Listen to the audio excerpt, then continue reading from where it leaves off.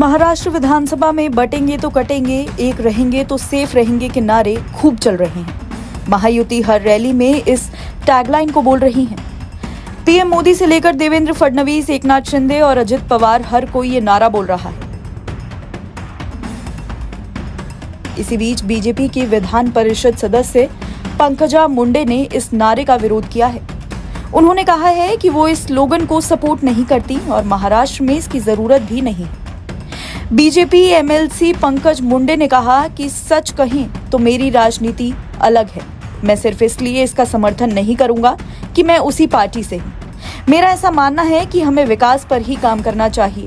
एक नेता का काम इस भूमि पर प्रत्येक जीवित व्यक्ति को अपना बनाना है। इसलिए मैं महाराष्ट्र में ऐसा कोई विषय लाने की आवश्यकता नहीं। पंकजा मुंडे ने यह भी कहा कि उन्होंने बीड लोकसभा क्षेत्र से अपनी इच्छा के खिलाफ चुनाव लड़ा था और उन्हें अपनी हार का बुरा नहीं लगा। पंकजा ने एनसीपी के उम्मीदवार धनंजय मुंडे के पक्ष में मतदान की अपील की। धनंजय रिश्ते में पंकजा के भाई लगते हैं। भाजपा एमएलसी ने कहा कि धनंजय मुंडे के लिए वोट मांगते समय मुझे ऐसा लग रहा है जैसे मुझे विदाई पार्टी मिल रही है और मैं किसी जिम्मेदारी से मुक्त हो रहा हूं।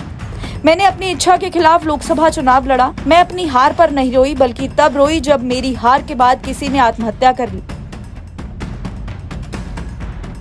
पंकजा 2024 के लोकसभा चुनावों में बीड में कांग्रेस उम्मीदवार बजरंग सोनावड़े से करीब 65,000 वोटों के अंतर से हार गई थी। धनंजय के पक्ष में मतदान की अपील करते हुए पंकजा ने कहा कि धनंजय परली के मौजूदा विधायक हैं। लोग ईवीएम पर भाजपा का कमल निशान तलाशेंगे। लोगों को अपने मन में कमल रखकर घड़ी का बटन दबाना होगा।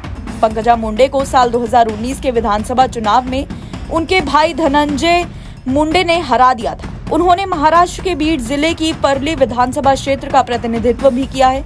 वो 2009 से 2019 तक इस सीट से विधायक रही हैं। हालांकि 2019 के विधानसभा चुनाव और 2024 के लोकसभा चुनाव में उन्हें हार का सामना करना पड़ा था। मौजूदा समय में वो महाराष्ट्र विधान परिषद की सदस्य हैं। महाराष्ट्र की 288 विधानसभा सीटों के लिए 20 नवंबर को एक ही चरण में चुनाव होना है, जबकि मतगणना 23 नवंबर को होगी।